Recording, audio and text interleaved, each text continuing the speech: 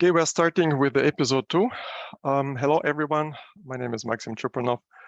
I've been working in the area SAP Audit, Finance, and GRC for over 20 years now. And I represent Riscomp, consultancy specialized on GRC. In the first episode, Michael has touched on two types of SAP solutions from the GRC family, compliance-related and specialized ones.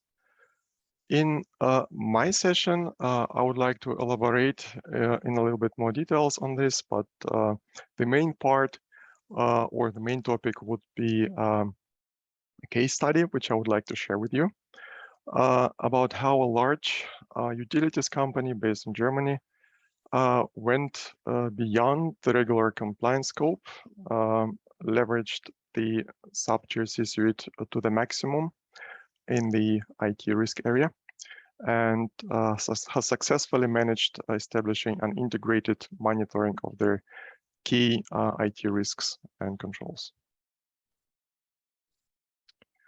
So an important statement in the first episode was that business processes can only be relied on if IT risks are under control. This holds true for main compliance requirements, which you see here on the left. With main or mainstream, I mean in first place, financial reporting related ones. You certainly heard of US SOX or national equivalents like FISC in Germany, Obligationenrecht in Switzerland, and so on and so on. There are software solutions helping to manage compliance and allowing for framework documentation. Ideally, those solutions also support integration with business applications to automate monitoring of risks and controls.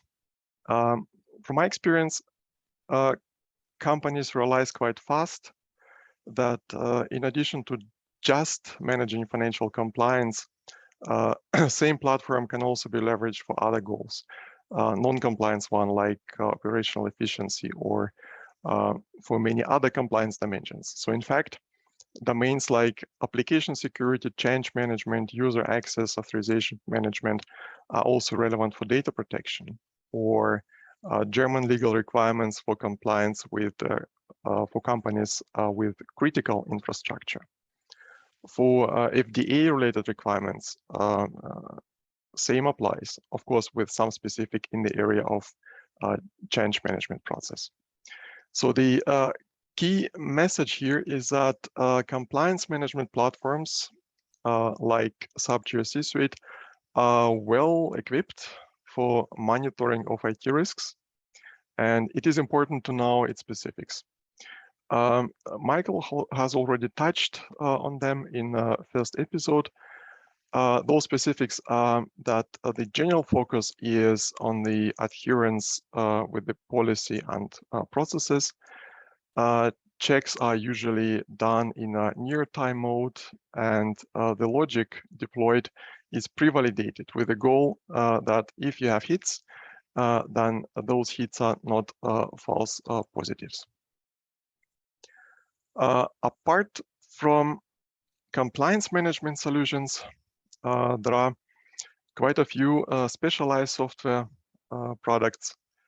Having the formalized framework documentation is probably not that important for them, but with their general focus on real-time monitoring and with advanced features, they can help to close remaining gaps if needed and if risk profile of the company requires it. So last comment on this slide, the SAP GRC portfolio is probably not black and white. In fact, process control, it is possible to implement real-time monitoring in ERP systems. And on the other hand side, also the specialized solutions, of course, help to monitor adherence with policies and rules. So this abstraction is used to better explain solutions and relevant use cases.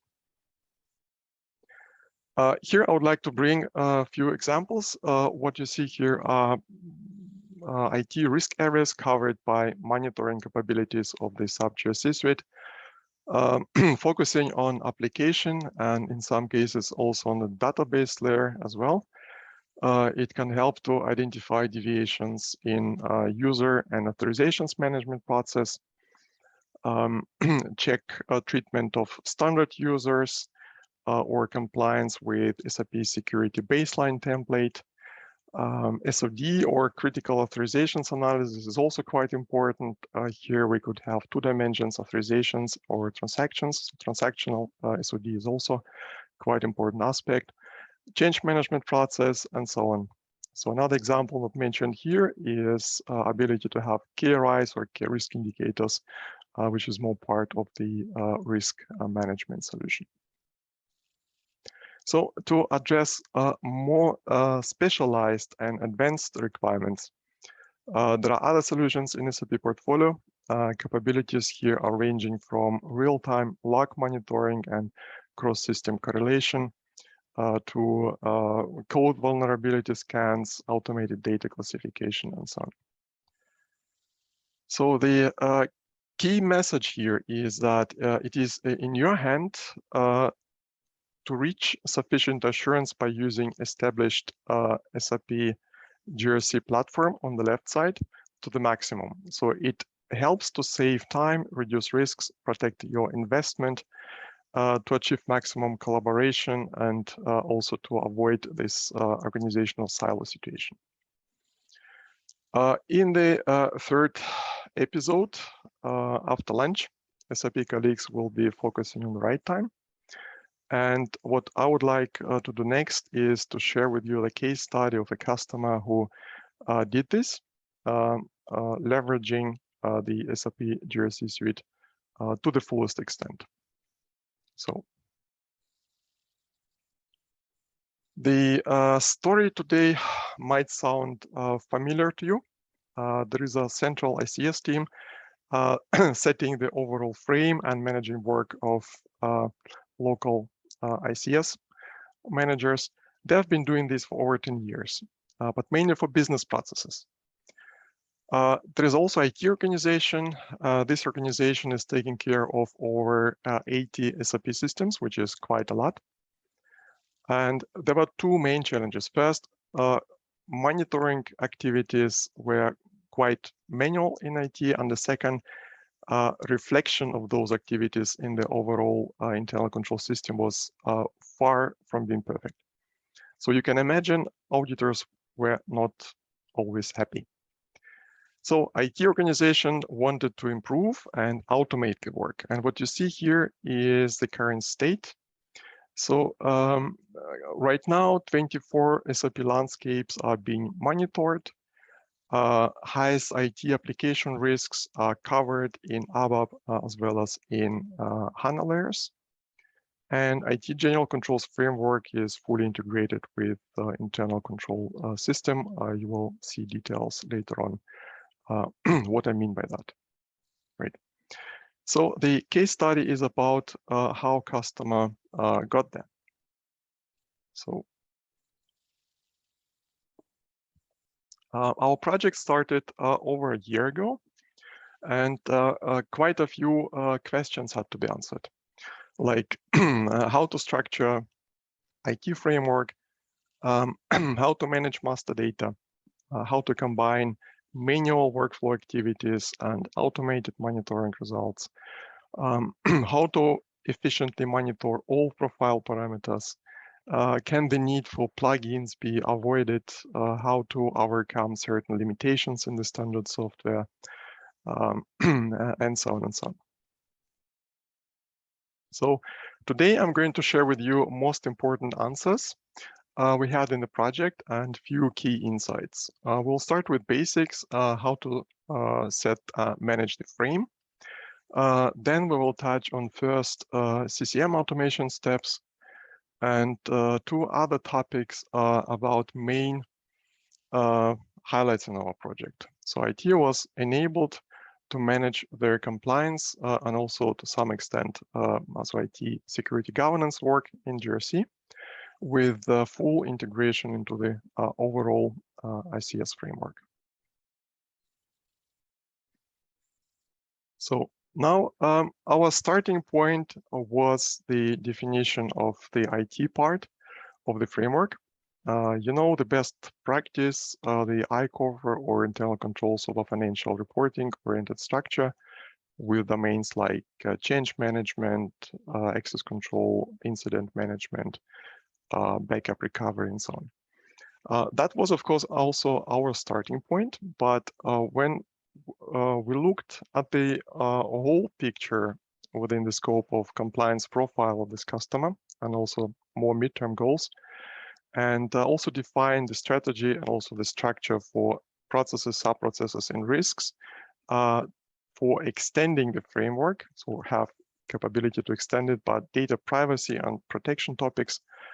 Well, I think we could spend half day on this. Our main focus is automation, making basically this content work in SAP GRC suite. And here, data model plays important role. So what needs to be mentioned here?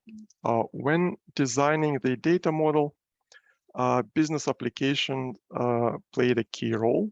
The main backbone means the carrier of risks, processes, and controls, is the hierarchy of over 80 applications, and it was reflected in their own separate section of the org hierarchy.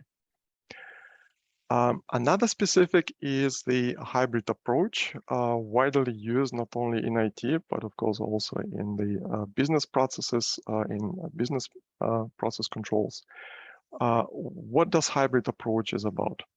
In the nutshell, it is about to combining the centrally managed standards. So you have here central controls on the left side with local specifics. What does it mean? It means, for example, if you have a specific rule for the application A, this rule is given, but on top of this, in our case, the role was called IT service owner.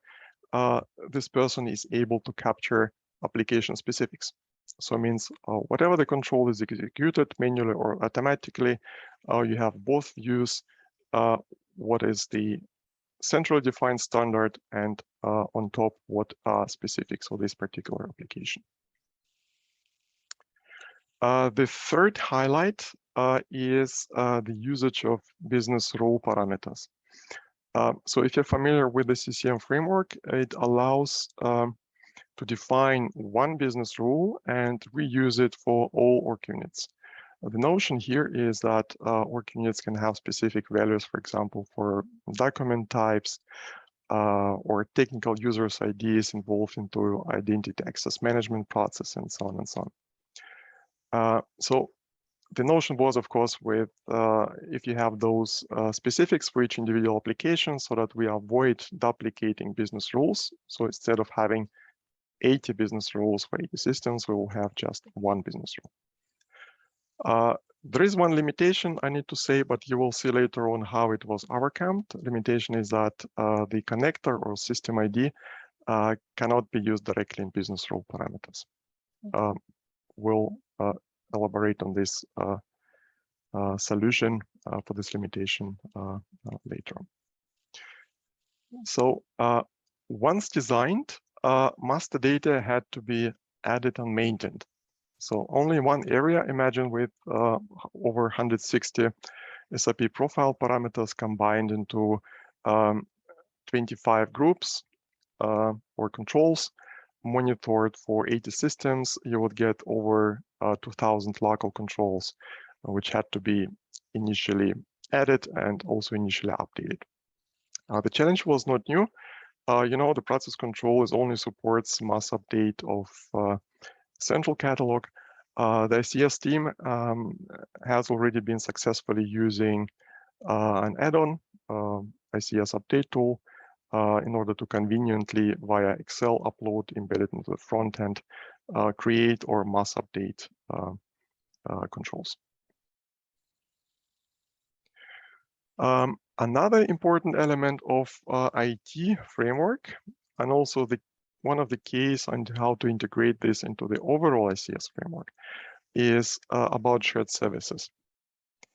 The background is that from the perspective of, let's say, mainstream compliance requirements, the CFOs are formally in charge of all relevant controls, even if they are performed by other legal entities. This has direct relevance for IT general controls. So entities can link relevant controls to themselves. In our case, either from a centralized IT service provider or from relevant applications. So this helps to integrate ITGC into the overall framework. And another efficiency driver, this is as well. Why? Because then the receiving legal entity doesn't have to test or assess this shared service control. It is done once by a shared service provider. So the way to implement it in SAP GRC is to use referencing functionality, what you see here in a simplified view on the left side. The notion here is quite simple. The goal is to cover own risk within a legal entity by someone else's controls. So in standard, you need to make this reference manually one by one. So not really helpful if you would like to keep hundreds or thousands referencing relations up to date. So another add-on certified by SAP, and which can be also found on the App Store, is used. This is the referencing tool. Right. So now, once approach on how to define, structure, and manage master data is settled, the most exciting part starts, IT controls automation. Customer already had roughly 40 automated scenarios, mostly used by shared service provider organizations, covering pushes to pay, record to report, and other processes. So the main automation streams for IT in our project were linked to 3 areas. First, implement the process to monitor and mitigate critical authorizations. By that, I do not mean firefighting or user access review process and access control. This was already established and in place. The goal here was to have a higher level of assurance for high privileged users. And with high privileged users, I mean mostly IT users. So even if you don't have SAP, there are still enough critical authorizations depending on the profile of the application. You might have critical business data, so specific authorizations in specific applications had to be emphasized. Another goal was to ensure compliance with corporate security standards and establish end-to-end monitoring of all profile parameters in HANA database and ABAP NetWeaver layer. Last but not least, selected security and change management monitoring scenarios had to be implemented to cover highest risks in all SAP applications. So we had several criteria during the scoping process. Activities done by IT. Those activities were not always part of holding findings, but still were put into the scope. Audit findings as well. We also used our own best practice sources. So as of now, 22 scenarios with over 30 business rules behind were implemented and being used. You see just few examples like user master changed by standard users, trusted RFC connections not restricted to user ID, history of assignment of critical authorizations, including SAP, sufficient protection of standard users was checked. Also users with debug and replace authorizations, Also check if security audit log is active and configured correctly. So you might know from your experience, those scenarios are relatively straightforward, and a lot of customers start their ITGC automation journey in this area. But when it comes to SAP security baseline template, situation here is a little bit more challenging. So what this is about?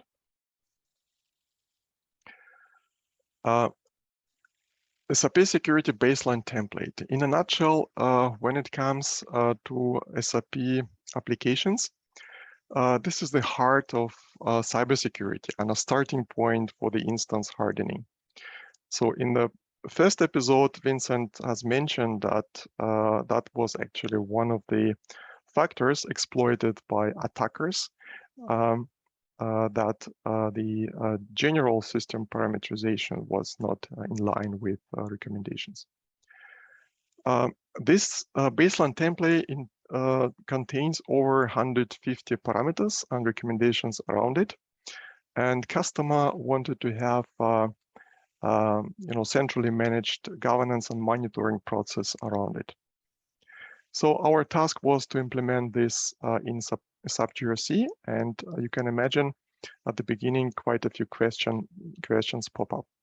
First, just for examples, how to implement logical dependencies. For example, if parameter A shall have the value B in case if another parameter have the value C. How to reflect periodically updated corporate policy in the monitoring logic. Imagine 150 parameters with own specific values with ranges or hyperlinks. So doing this one by one in business rule is quite tedious and requires GRC skills. So maintenance can turn expensive if you go this way, especially if you use BRF Plus for this level of complexity. Another question was how to prepare data to make it very intuitive for end users so that IT service owner has everything what they need to see, like parameter name, to B value, actual value, comments. Comments is another important aspect. So not everything can be automated, right? There are a few parameters where you need to apply your judgment and follow just the general instructions or recommendations. And for this, system also shall allow for submitting some text guidance inside the automated task so that this task can be processed in SAP GRC. So there are quite a few questions, and to some of them, there is an adequate answer in SAP GRC, but for some, unfortunately not, even if you try to implement integration between process control and solution manager. So we made it for this customer. What you see here is the end user perspective on deviations from the policy. Let's just take a closer look. This is exception sent for a parameter group.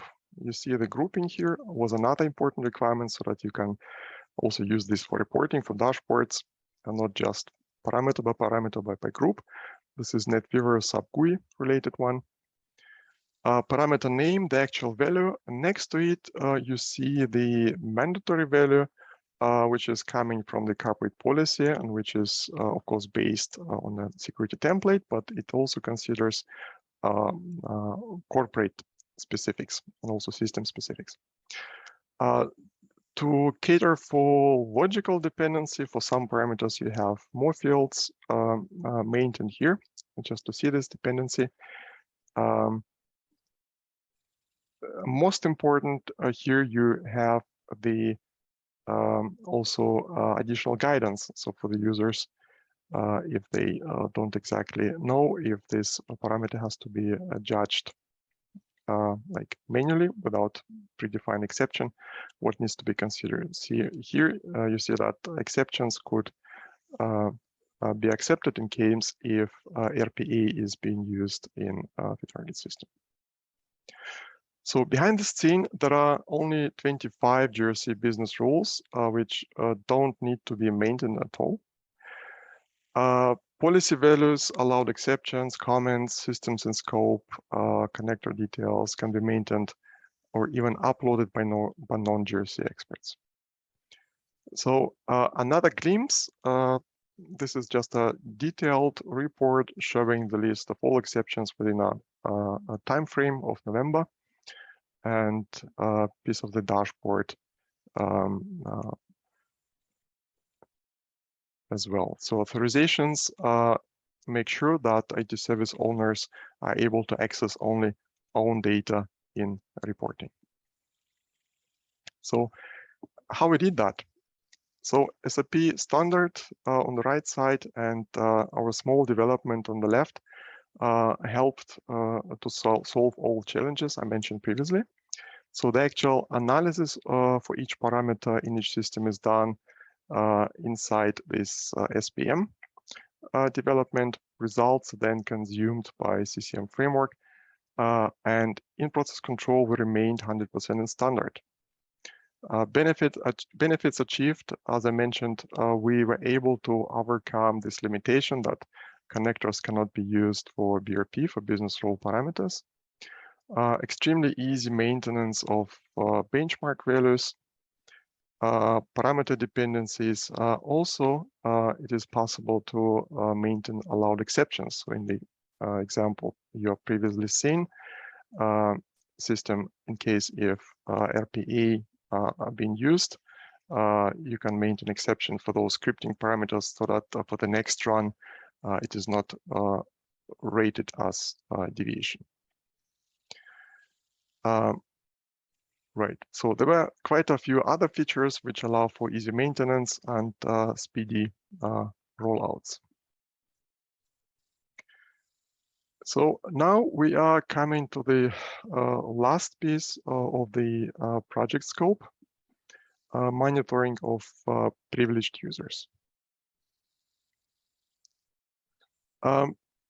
Privileged users are users authorized to perform security-related and other critical functions that ordinary users are not supposed to perform. Using firefighter, as I mentioned, or having user access review process is always good, and it was already established. But even, again, if users don't have support, there are always critical authorizations from auditor perspectives, but also from, for example, from the data protection dimension as well, depending on specifics of each individual ERP system, which data is being managed there. So that additional assurance was required. That's why the PUM, or privileged user monitoring process, was established a few years ago. This process was entirely Excel-based, and you can imagine quite a pain. So it had roughly 40 risks for each application, and with few manual steps to be documented and performed in this Excel sheet. So how it was implemented in SAP GRC and where CCM came into play. So first, the initial detection of critical authorizations. Here we used the link between access control and process control, so that for dedicated control, the automated risk analysis results were provided. On the mitigating side, same controls were also linked to automated scenarios, making the proof of mitigation easier. Also here, not everything can be automated, means there are a few steps which had to be performed or confirmed manually. And we use the control performance workflow. This is relatively new feature added, I think, 2 years ago. And this feature also allows to combine business rules and individual control performance steps. Right. So, so having covered main project highlights, now let's take quickly once again the perspective of end users, and then wrap up. So what you see here, once again, this is a user interface. The main actor is IT service owner. There is a separate role established for this based on the end-to-page technology. For now, this is a preferred option. We might switch to Fiori next year, but all in all, you see this is stripped down to absolute minimum, and this ensures the usability and easiness of navigation. So users can grant the rights temporarily via delegation, access on work inbox, access on controls, make the notes. There is a dashboard integrated and a couple of detailed reports available as well. So as mentioned, customer has been live for 6 months meanwhile and happy. Rollouts to further applications are ongoing. Benefits are obvious. It is about risk reduction, time savings. It is about being able to prove the treatment of risks and controls, also towards auditors. And in the episode 3, we will touch on benefits as well in a little bit more details. To wrap up, SAP GRC Suite can monitor IT risks and controls within mainstream compliance requirements, but also beyond, while embedding IT risks and controls into the overall framework. Hybrid documentation approach, referencing functionality, and usage of business rule parameters in CCM framework can help boosting efficiency in master data and CCM maintenance.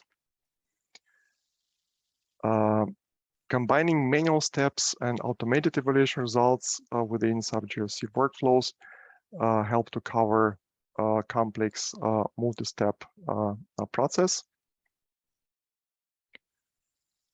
And few challenges were solved successfully, especially first one regarding the efficient mass maintenance of the master data by end users. And second, the main project highlight is that SAP GRC Suite with some additional magic can manage compliance with a complete SAP security baseline template very efficiently.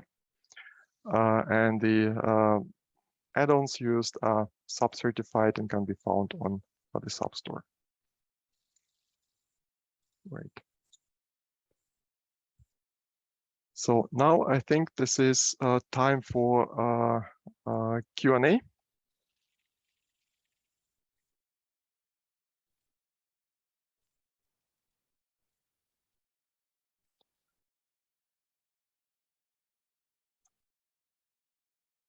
So Michael or Vincent, are there any questions from the audience in the Q&As? Yeah, I see one where there is a question, Maxime. In the case you described, what activities are actually performed by the end users? Okay. When referring to UI, you already could imagine. I mean, the main activity is processing of actual exceptions. Next to this, making notes.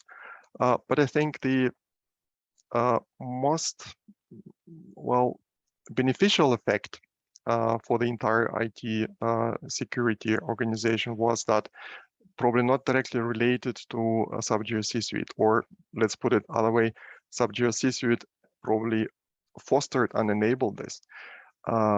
The IT service owners started to collaborate. So we have weekly walk-in calls, right? And there's a really ongoing exchange between people regarding the policies, best practices, how you do this, how you do that. And this human part, I think this is another important aspect we need to consider. It's not about automation, right? You can have tools, but eventually it is about people working with this. They need to take actions, and communication, again, between IT service owners, I see this as, back to a question, important activity, which was triggered by this initiative. Mm-hmm. Good, Very good. I see another question that just came in that says, did the use case presented also involve SAP risk management and drive the initiative via this module, or was it focused on GRC process control, CCM mainly? Yeah. Okay, it is process control with access control, right? So the risk scoping was done during the establishing the risk framework outside of the GRC. The ongoing assessment does not involve or require risk management module in this case. Yeah, and keep typing your questions if you have more. I see one more, Maxime, that says, how were the HANA-related scenarios implemented in the ABAP NetWeaver layer? Okay. Yeah, of course, we didn't want to have separate connectors. It is possible to have HANA-DB. We leveraged the very same RFC connector. And nowadays, with the technology of CDS views, it is possible to read HANA content while being in NetWeaver ABAP layer. So basically, we use CDS views to check parameters, to check critical parameterization or standard users in the HANA database layer. Works very well. Thanks. And for now, I see one more. Why referencing and not shared services functionality is used for the shared service relations? Okay. So the shared service functionality, and this is also experience actually also ICS teams on the business side made with all of our customers. The standard shared service functionality is a bit too unflexible. So we need to take all controls in from the sub-process and move into your legal entity. You cannot pick it one by one. And also it cannot be combined with a hybrid approach. We need to be able to maintain controls locally, right? That's why with this hybrid approach applied by all known process control customers, the only way to have really efficient and practicable shared service relations is to use referencing.